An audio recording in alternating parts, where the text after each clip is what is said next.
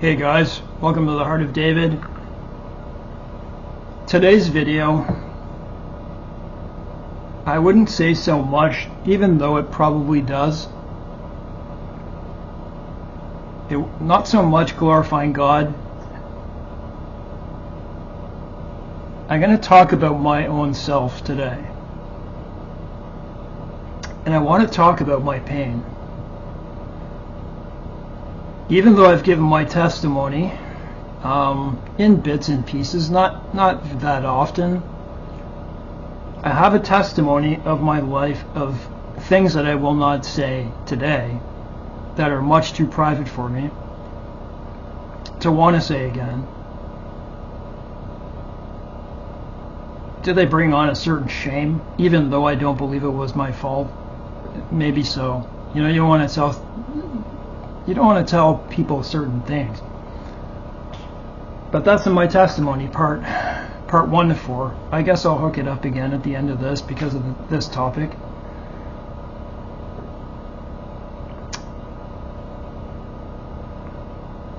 I was watching a video yesterday, and I believe this brother has Lyme's disease, and I think he says he has a brain injury. And what he means is by a medication, and I'm not sure if you would term that a brain injury, you know, from protracted withdrawals, because your brain rewires itself. I guess what type of injury you would call, I don't know, but you know, it is a kind of injury, right? But it was his video that he made yesterday that made me want to display some of my weakness to you. And actually, to tell you the truth, it gives me a bit of relief to speak about this. I mean, I gave up my other channel. I stopped talking about all my different pain, and even though people were watching, because, you know, it just ended up in a place where it was just all dull. But it helps people, right? And that's a good thing. If you see swelling here, by the way, I got a dental procedure 2 days ago to fix a broken tooth, and it's still swollen. It's not supposed to be. And actually, that kind of segues into my story. I just called them and I said, hey, you know, it's a little unsightly. You have to see it up close. You know what he said to me? He said, I've been through doing this my whole life. And he gave me a number. I'm not even kidding you. Just half an hour ago, 1 in 1 million for giving. You know, they give the needles in your gum. You know, he says they're minor trauma. But 1 in a million to cause swelling. So right on the phone with him, I said, I believe you're gaslighting me about this. It's because of the way the way he explained that. Here I am. You know, it's all swollen on this side, exactly where the needle, you know, it's like, these are the things I faced. So I went right onto the computer, typed it up while he was on the phone, and I read it. These are the things that can happen to you. I felt like a black sheep. And what I went through, I felt like a symptomatic patient. Because after a certain amount of time of them not being able to find out what it is, they start to delve into something else, the psychological side. And after all was said and done,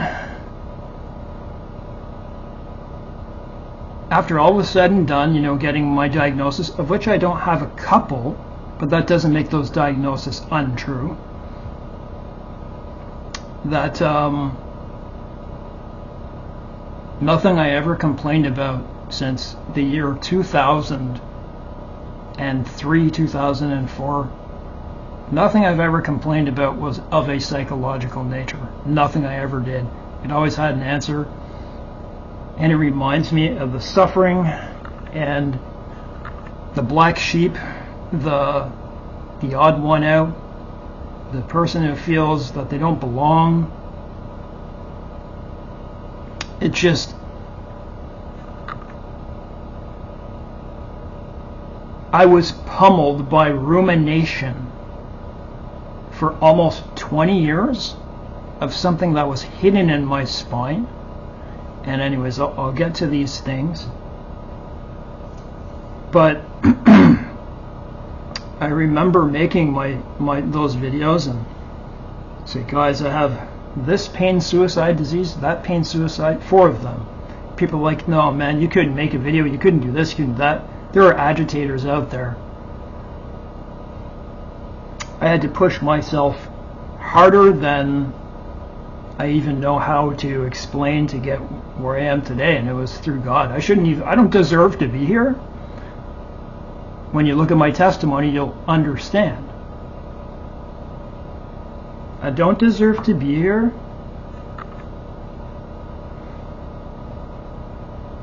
I don't deserve to be here. But, so I guess I'll just, you know, and another reason I make this video and I say to you that it gives me a relief, whoever decides to watch us and understand the things I'm going through, is because now you can know that all the trouble that I have, I walk out of the picture, I gotta walk out of the picture, it's for good reason. And I believe that 99.999% of people could not stand up in a video and do this. That's exactly what I think. So I'm going to tell you, I don't think I'm anything. I think it's the Spirit of God who pushed me. I do not raise myself up. When you'll understand. So for instance, Dave, how did you go out on your Kawasaki Ninja yesterday with your friend and do videos? But do you know that when I came home for about 5 hours, I had occipital neuralgia in the back of my head, pounding so hard from just switching the gears for 2.5 hours.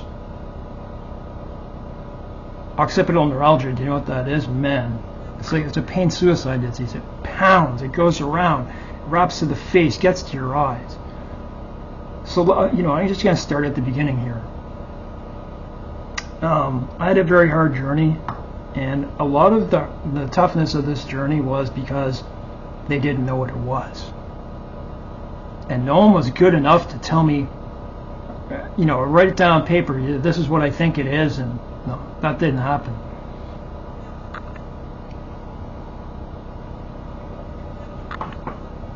So I was an addict, okay? I was an addict. And I was addicted to benzodiazepines, probably because of trauma, but also because I came across them in a time when I was trying to come off of them. And because they were given to me for a panic attack way back when I was 17 years old, because I had been drinking. And I came to school, I mean, I'm drinking on the weekend, and then, you know, I come back on a Monday, and I felt like overdose because I had some antidepressant in me or something like that. I never needed it.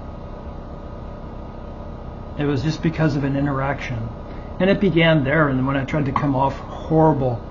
I wasn't told, it wasn't in a time where there was much information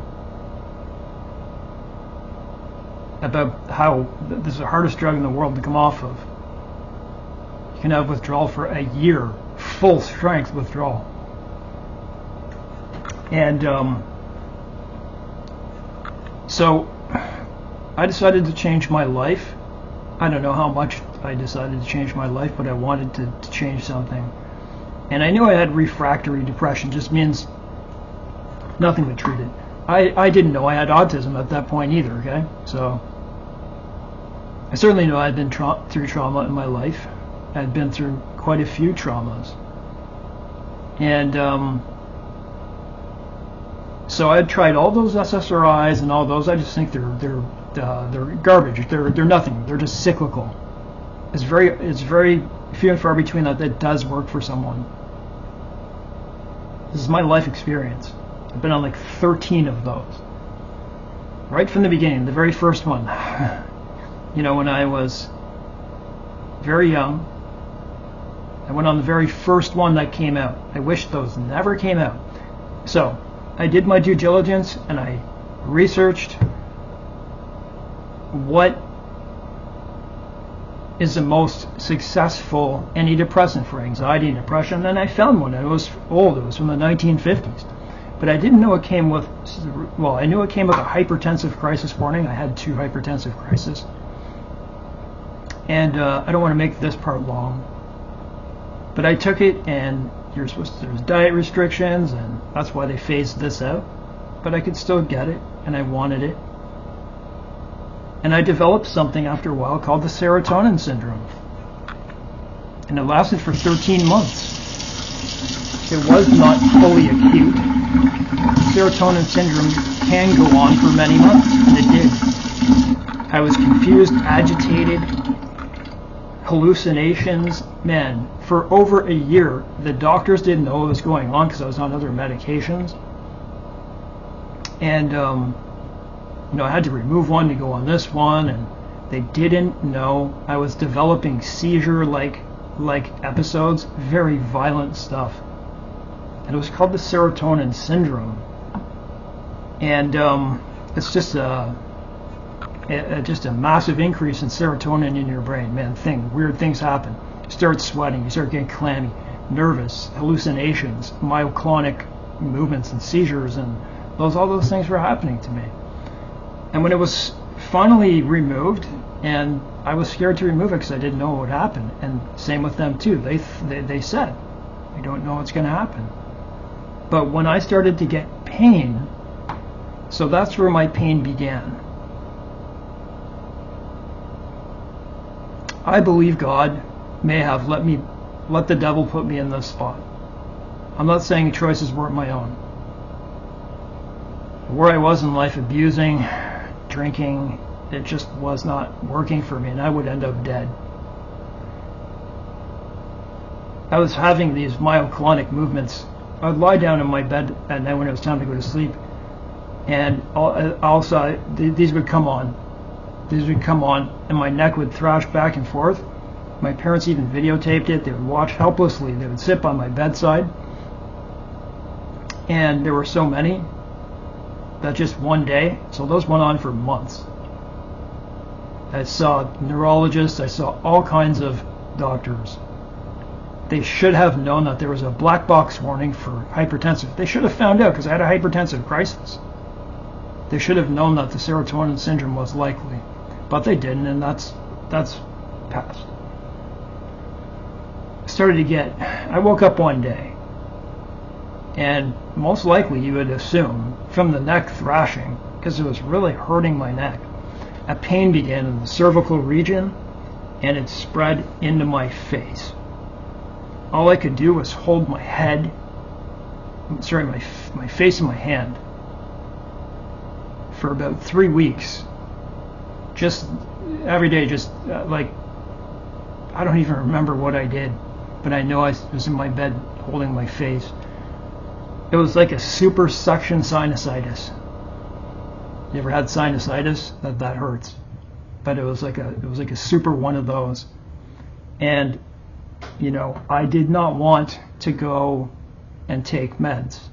My parents remember that I didn't want to go on and take benzos again because I had come off of them. I'd been off of them for 6 months.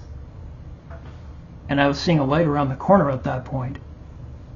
It was starting to go away. And I was really nervous because I didn't ever want to take them again, but I had to stop these seizures, to stop these convulsions, and it stopped them. But then I developed this pain. It spread into my face, then it spread into my whole body within, I don't know what it was, maybe 2-3 months. Could have even been a bit longer. I remember 2 points where I was working with my doing patio stones at my backyard with my dad and my brother, and I just remember being in so much pain. And I looked at them, and they looked at me, and they knew that I was in a lot of pain, and I had to leave. I remember being in my driveway trying to shovel. I love shoveling, I love staying in shape, and I couldn't do it. So I developed full body intractable pain, and I do not have CRPS, but it's equal to that pain. It's a different disorder where people would think they have that but full body CRPS, RSD. My pain diagnostician told me that there's no such thing, and there's a new classification of pain disorder that's people were killing themselves because they weren't making that diagnostic process of CRPS, RSD, because it's so difficult to make it. They made it so difficult to qualify that people were killing themselves because their bodies were on fire. You felt like you're on fire. So suddenly I could not wear the same clothes anymore. I got to wear nice, comfortable stuff. You see me in hoods. I didn't wear pants for years, like jeans and stuff like that. I was wearing like track pants because of the way it felt to my legs. It would burn my skin. It was bad, burning, stabbing, throbbing. The lights intensely bright. That's the way it was. That's how it began.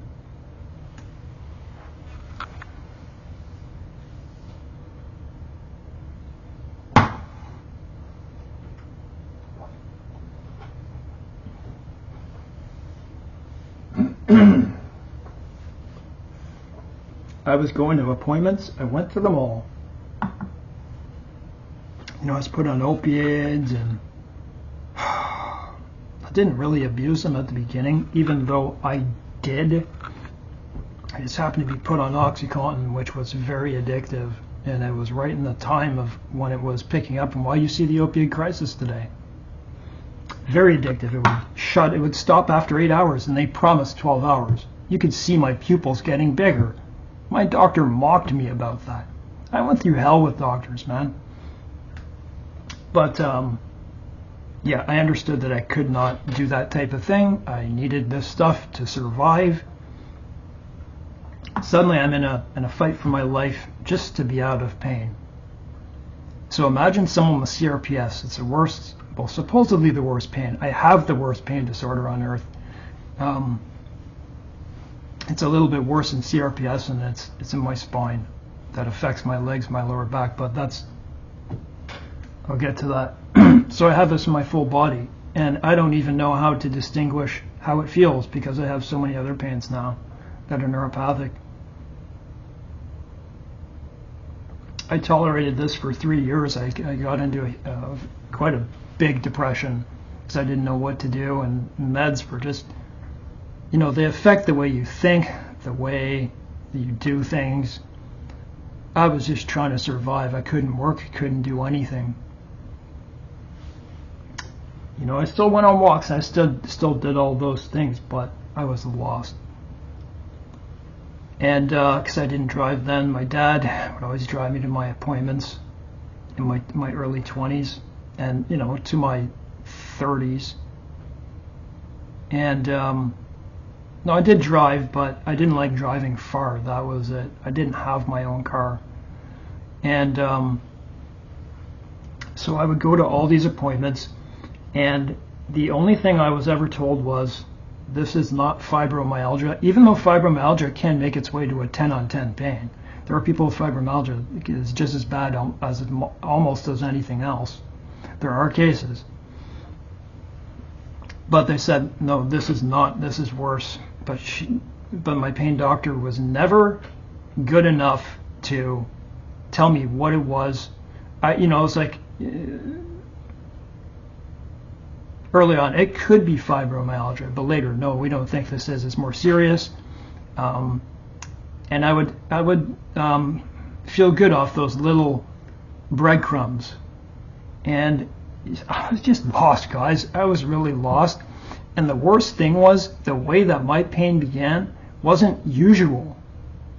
It wasn't like other people's who, I fell on my this, or it wasn't like that. And within time, it got lost within the doctors and physicians. And I got too sick to even say, hey, look, this is how it all began with this very difficult story. It was because my neck was being thrown every which way, and it just began there. And so, after 3 years, I'd had enough. The pain was so bad, suicide disease, that I was supposed to go to an appointment one day, but the pain physician was sick herself and burned out. And my dad tells me, she said, that day, that may not have happened if she was there. She wasn't there. So I don't remember everything, but supposedly we went there that day and she just wasn't there. And I was in dire straits. And so that night, or sorry, I must be off because it can't be. I have that story a bit wrong. I don't know if someone else took me. I can't remember exactly, to tell you the truth of that matter, but it's true that she was not there, and it, well anyways, my dad thought it had a bit to do with what happened next, and I think it would have happened anyways, to tell you the truth, but that's when I harmed myself. You can look in my my testimony. I harmed myself in a very harmful way. I have a permanent injury on my abdomen. It's very serious. And if I thought I had it bad, I was just about to have it a lot worse.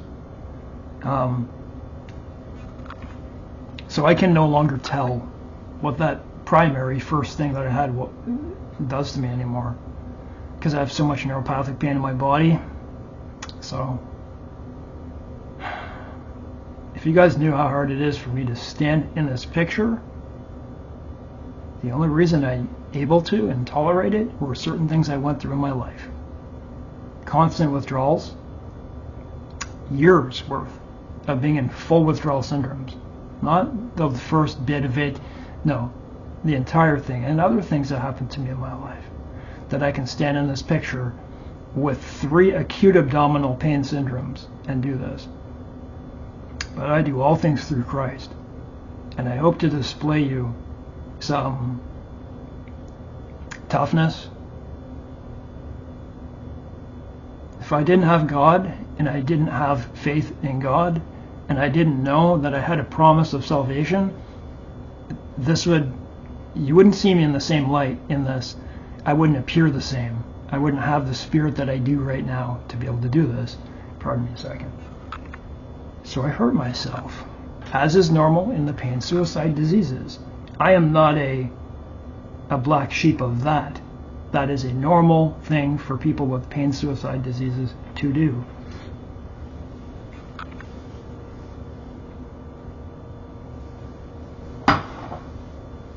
So that first pain disorder, if I would have just had that, that would have been bad enough. And it was, and that's why I took that route.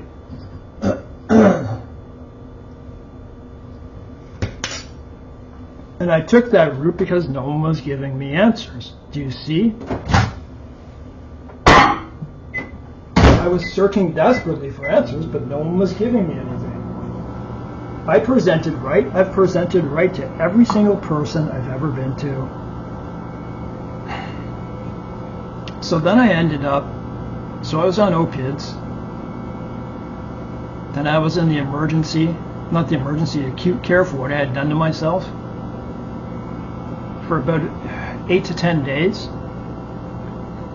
And I had a very serious abdominal injury. And it was about to get way worse for me. After about a week, after I got back, my opiates that I was taking stopped working. I could never understand why. I have adhesions all over my abdomen, a big scar. And there had been things done in my bowel, like a bowel resection in 2 places. And I was having to go in and out of opiate withdrawals because it would work, and then it wouldn't. It would work for like 5 to 7 days, and then it would stop, and I'd have to withdraw, go off, go on, go off for, well, I did that 112 times.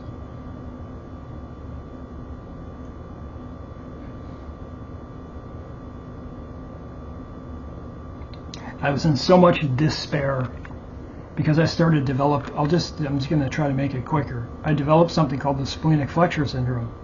And one of the reasons I have a lot of great difficulty in here, and I pay after for doing things like this and going on my motorcycle and because I have to constantly, my midsection, my transverse colon now, I have a syndrome that is quite rare.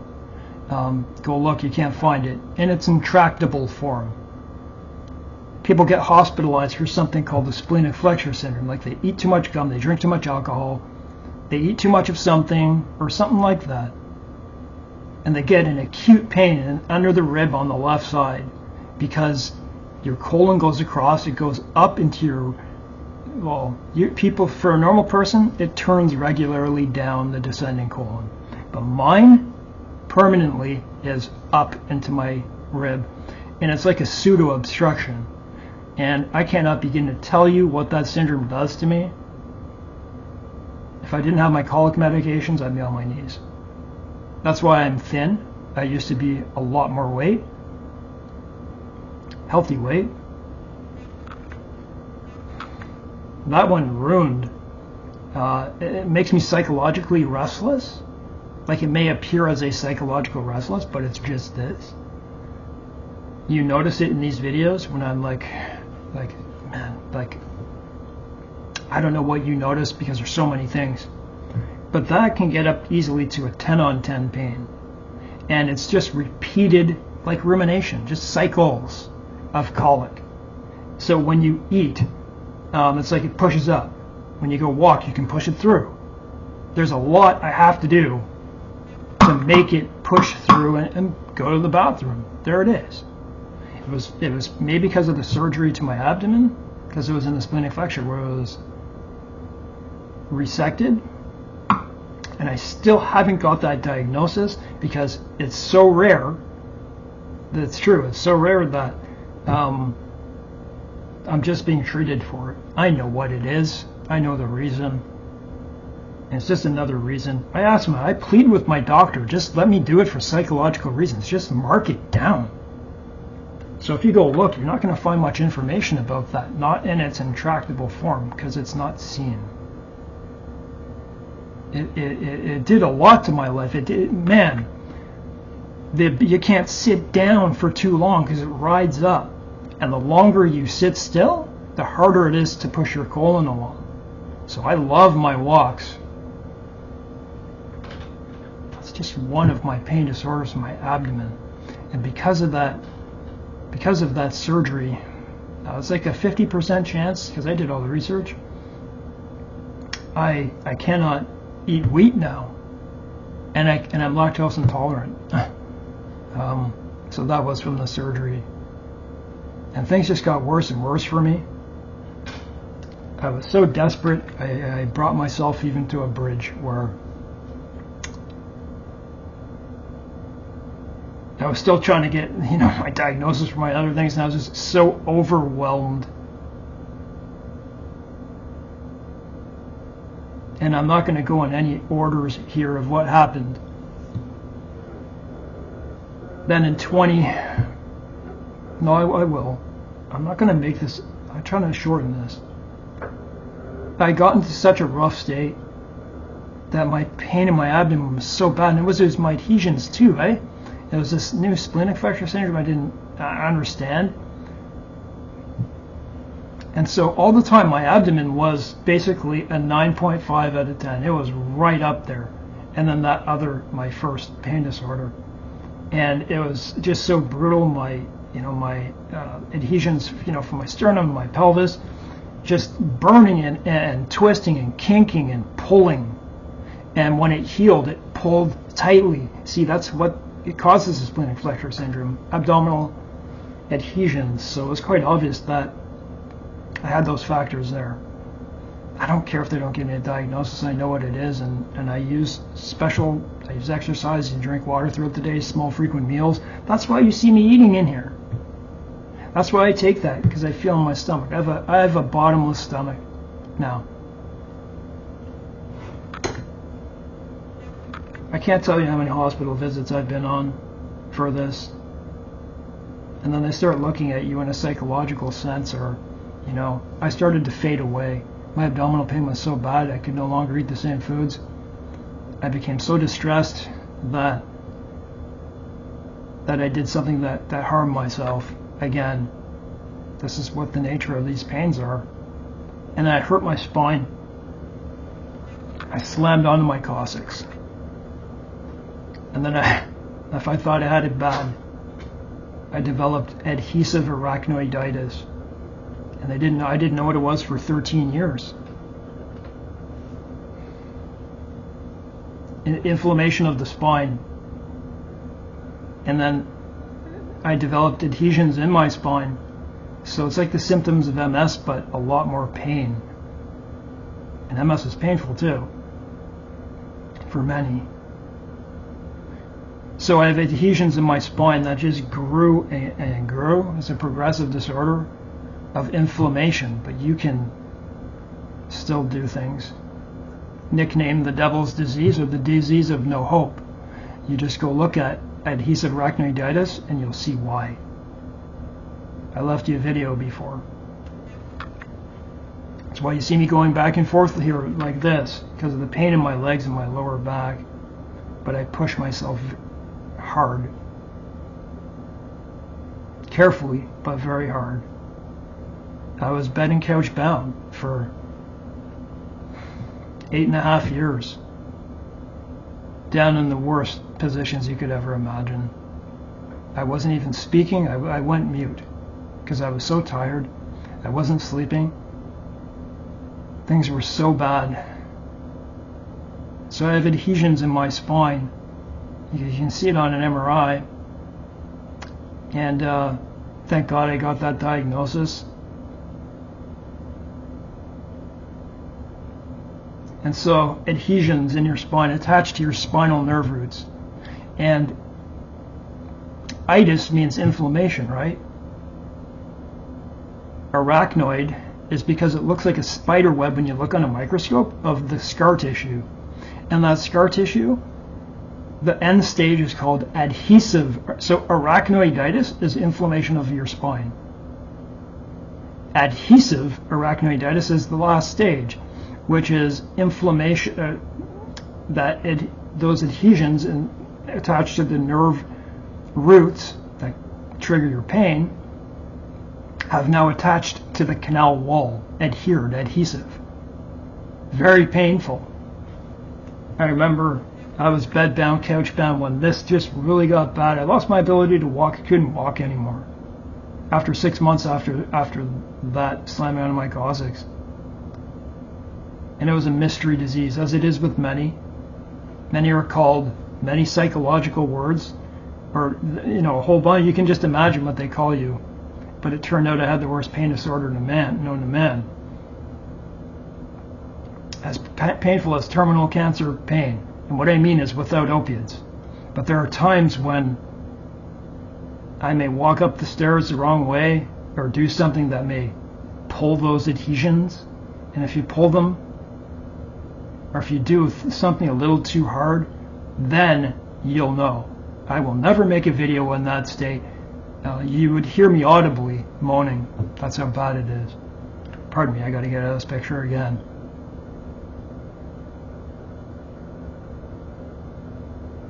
But I'm still here talking to you. My life still...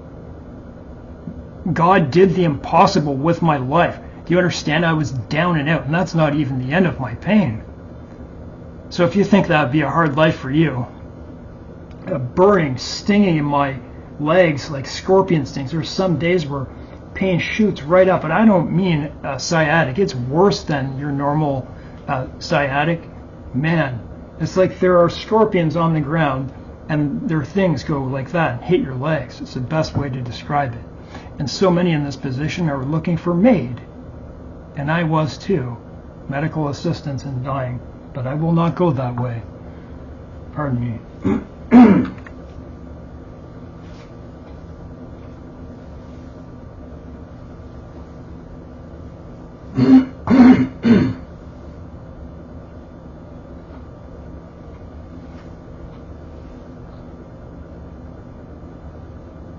So because of my first pain disorder, you hear that? You hear my voice right now? That's just another disorder. Muscle tension dysphonia. Pardon me a sec. From talking too much.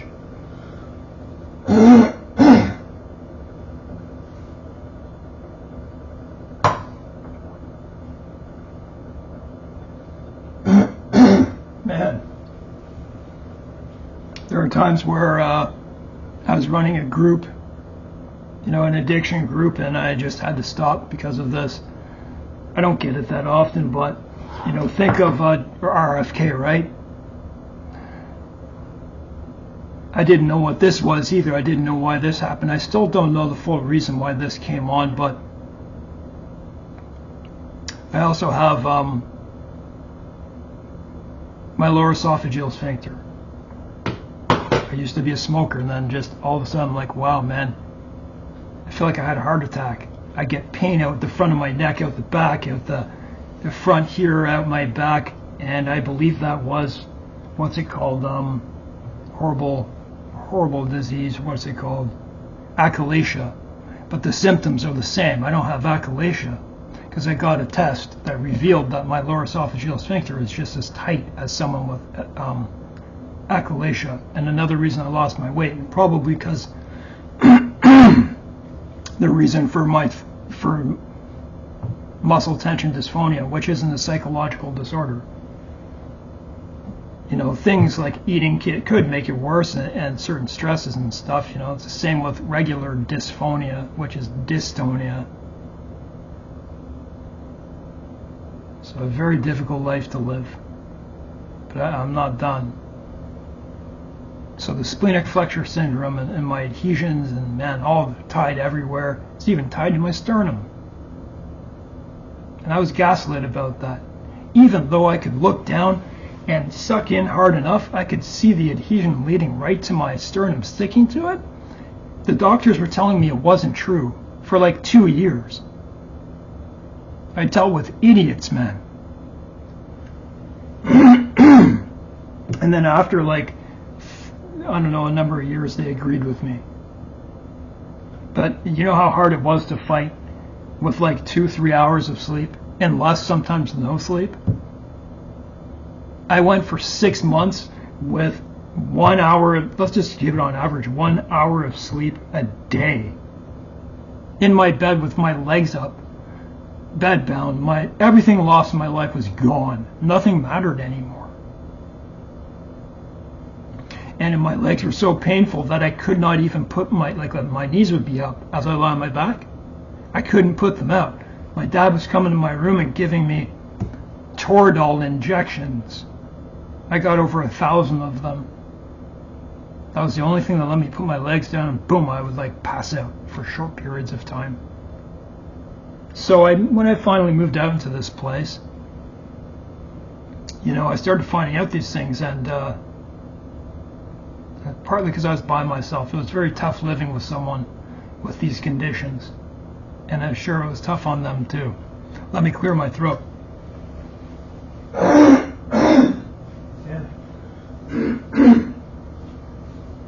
me just drink some more water. I'm just going to talk anyway, man.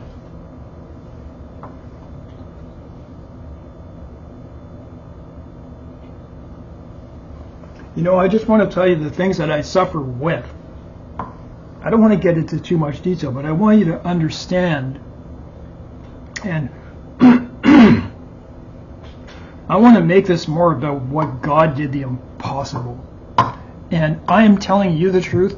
I don't, when it comes to things about raising your own self, exalting yourself, we all have those feelings where if someone gives us a compliment, if someone, whatever. I'm of the mind that if you get those feelings, or if someone says, hey, you're attractive or something like that, you got to put that down right away. Be humble. Don't feed off of that.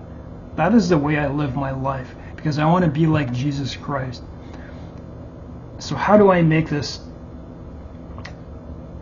I suppose I want to tell you about this because it will help you with your journey, which I'm not saying it's not difficult, because I remember not having these and going through very difficult things. But I want to be an example to you that if I can do this, then so can you. And like I said, I wouldn't be here if it wasn't for God. God did the impossible in my life, and I tell you the truth, and I do not raise myself up. I have not heard another story like this before in my life. I'm sure there's a story somewhere, but keep listening. I just kept getting pounded with things. And there were actions that I made that were stupid, but I was really, really desperate, you know, and I just wanted to end my life because my life was so painful. Just just absolutely bombarded. And because of my legs, there were 3 times I harmed myself. That my own dad spoke up for me because I couldn't really speak for myself. He said, just let him go to MAID. And that's one of the reasons that they let people in, is because people just kept getting harmed. The things that I was doing were effective, but it was God who stopped them. The 3rd time I had hurt my neck, and I ended up with a brachial plexus. I was paralyzed in my right arm. These were things I wanted to do. These were things because I couldn't get answers, and the nature of the pain was that bad, but I don't want to make excuses. Brachial plexus, the most painful injury, it says, that you can have, because the nerve bundles, you have the most nerve bundles in any part of your body in your shoulder. And so I had a brachial plexus. I was paralyzed for about 7 to 10 days in my shoulder, my arm, my hand, and part up here. I tore my sternocleidomastoid muscle in my neck.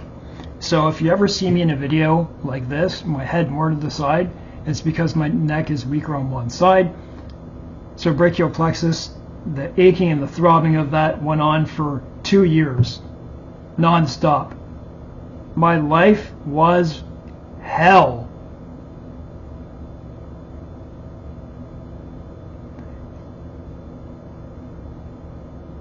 The neurologist didn't even inform me that my sternocleidomastoid muscle was torn. That's a major injury. It's your major neck muscle. And if I turn, I see what looks like hallucinations on the side, like things move. It's just something to do with the sternocleidomastoid muscle in the eye. Got through that, but it's a permanent injury, both of them. I still have the pain, and my right shoulder is a lot smaller than my left. Even though I work on this very hard, you can see the difference in here. You can see the wasting in the front, but I still have, like pretty good shoulder muscles, but it's wasted in the front area. I don't know, it's neurological wasting. It's just the way it is. Like Bruce Willis. Remember Bruce Willis? Do you ever remember his shoulder? It was kind of like that. But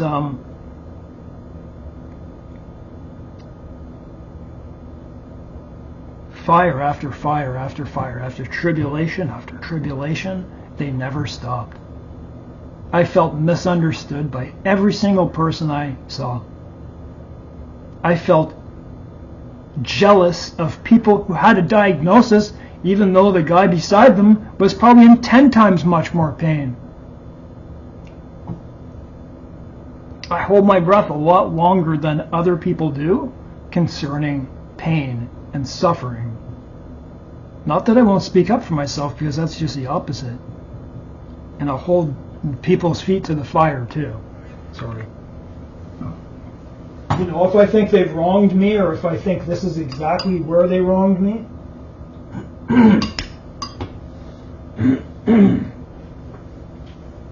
as you know, for a year I strained my whole back.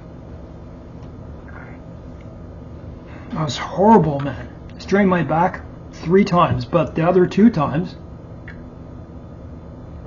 were just from that first one. I just re-pulled it. Well, it was very hard to get over.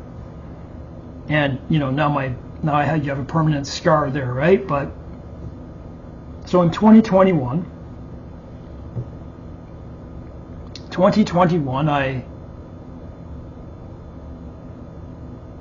I didn't want to get the what. But where I live in Canada here, they were pushing it on people. If you want to go to the supermarket, you gotta have this, right? Just as we're hearing right now.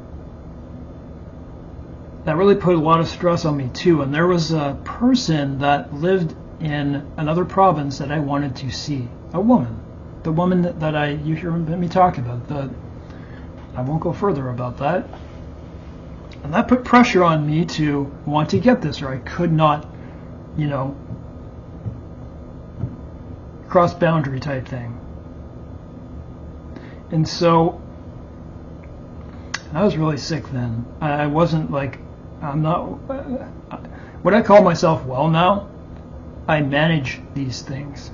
I manage them. From the things to my neck, I also got trigeminal neuralgia on both sides of my face. I had to have my teeth removed. I had 3 teeth removed on 2 sides. So one, I don't know, I can't remember exactly which one it was. But as you can see, I have some nice dentures here. Actually pretty good. I just got them not too long ago.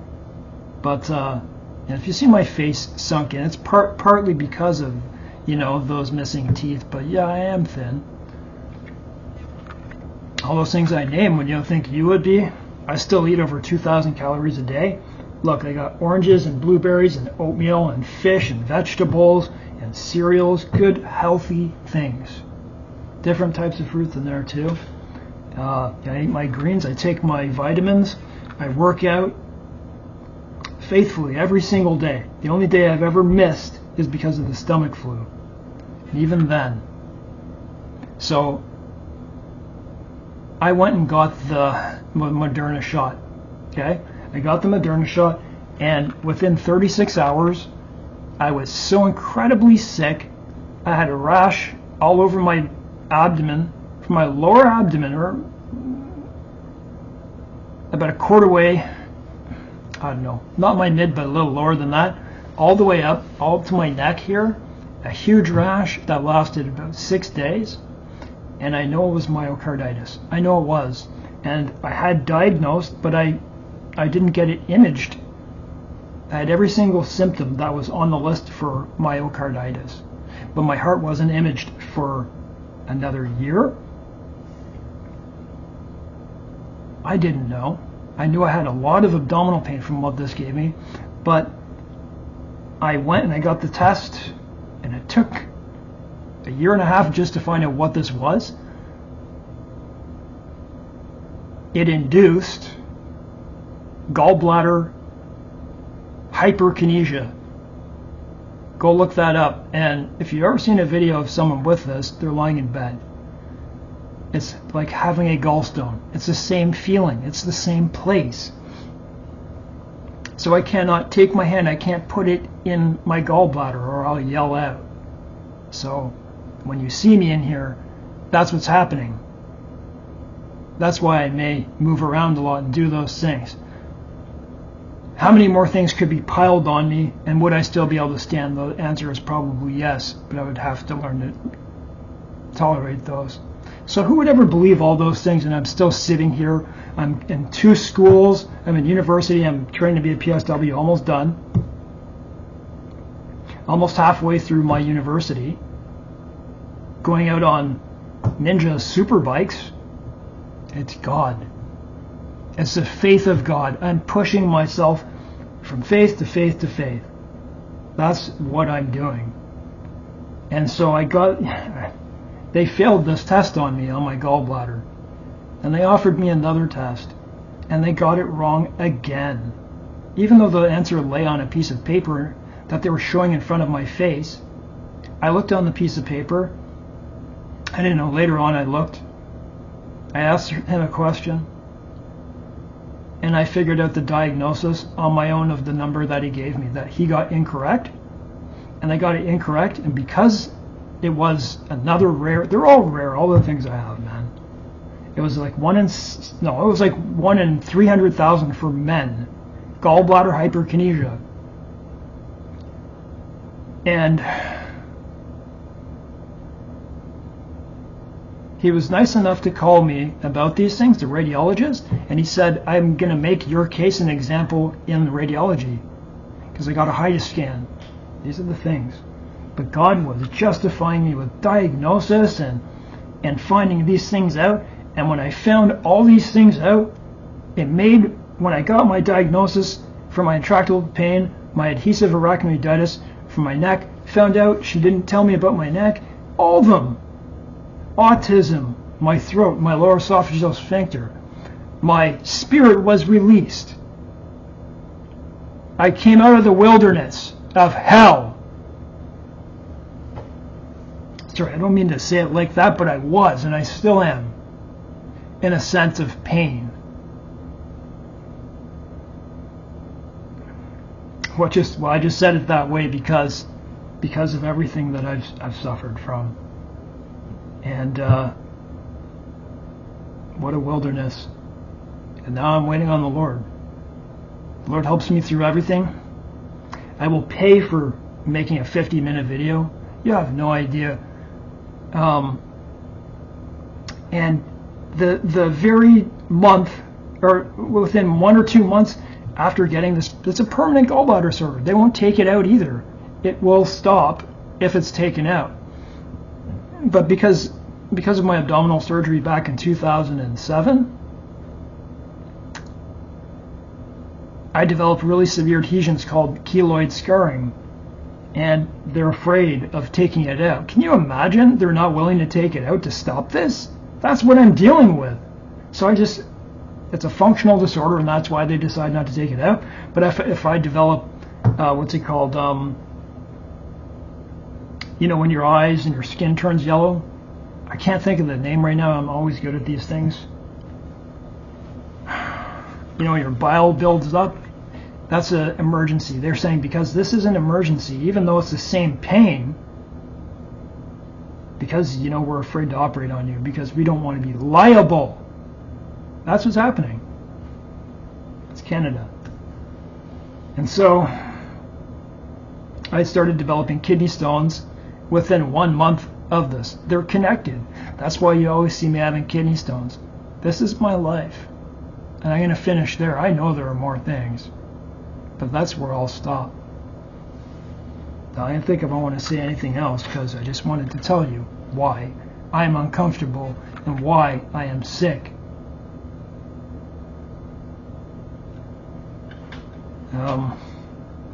Yeah, just give me a second.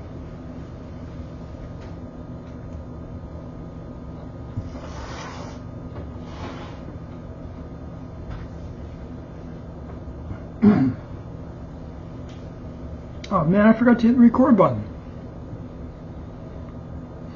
I can still have humor. I can still have a quality of life. And it was because of God. It was because I also learned how to deal with certain things, how to figure out, how can I make these painkillers work so I can still go to the bathroom? I got to go on these walks to push my colon through. I'm not embarrassed about these things, man. You can't live that way. But you can't also be so open that you're, telling people everything. I tell you this because I know you'll accept me for who I am. I don't understand people on this earth, people who are all out for themselves. If a person needs something, take your shirt off. If someone's in front of you, just as John says, right?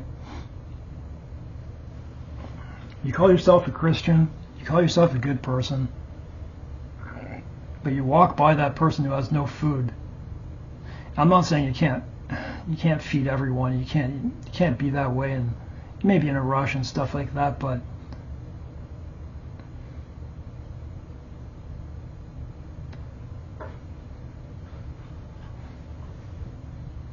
certainly God makes or allows some of us to suffer. And I'm not saying he maybe allowed certain things that he knew you were going in a certain direction. Sure, I'll let him go through that. See what he learns, and I'm not going to let him die. That's what happened in my life. For a testimony later. And you know what? God does not want me to suffer. He does not want you to suffer. And that'll be over soon by the things that we're seeing in this world. I was a person who never really felt like you fit in. And today I don't care about those things, you know. I don't care if I fit in or not. I don't care who likes me or not. Because as you gain more faith in Jesus Christ, you realize you don't need those things. Who are my brothers and who are my sisters? Right? And here's one thing that I never ever talk about. You know, through my life, in my earlier life, in my teens, going into my 20s, my mid-20s, I had quite a few girlfriends. The only one that lasted was maybe a year and a half. I don't even remember if it was 2 years. Certainly I have suffered a lot of psychological events in my life, but I think I do pretty well considering. There are certainly times though but it's my pain. It's my pain that does it. And you know, I don't. Certainly there are times where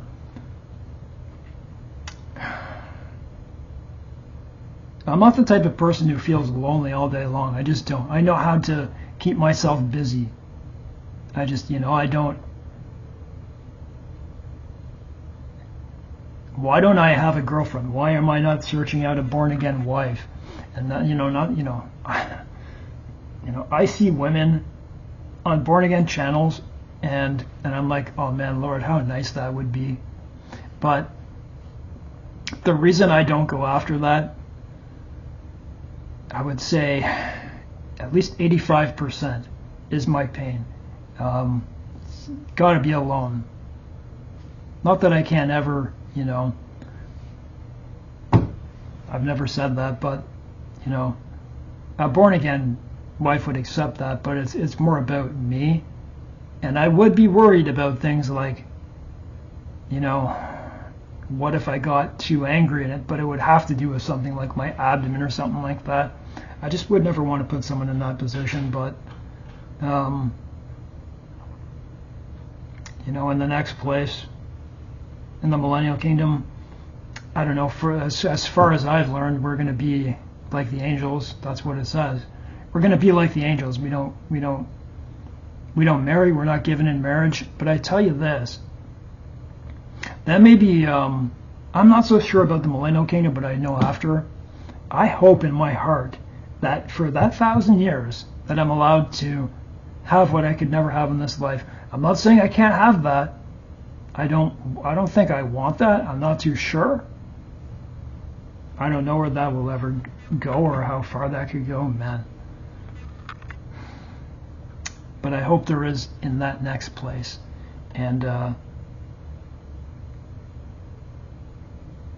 what else would I say? Because the topic of this was pain. And I've told you all the different pains I have, and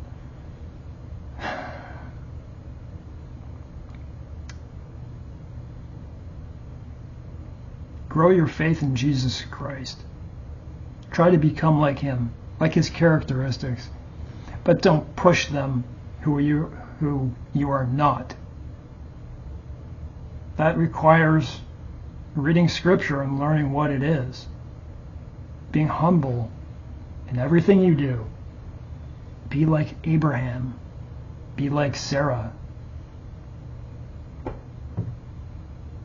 The Lord encamps around those who fear him. I read that last night. What was it, Psalm 34 or Psalm 134? I'm glad I read it. But I think that's where I'll finish off, guys. I hope this story, even though it sounds painful, and it is, I hope it helps you in some manner. I will never make this again. I haven't made this video before. I gave my testimony, but I never talked about this in its entirety. So when I shut off this video, I may really suffer because, you know, probably because of the splenic flexure that I told you about.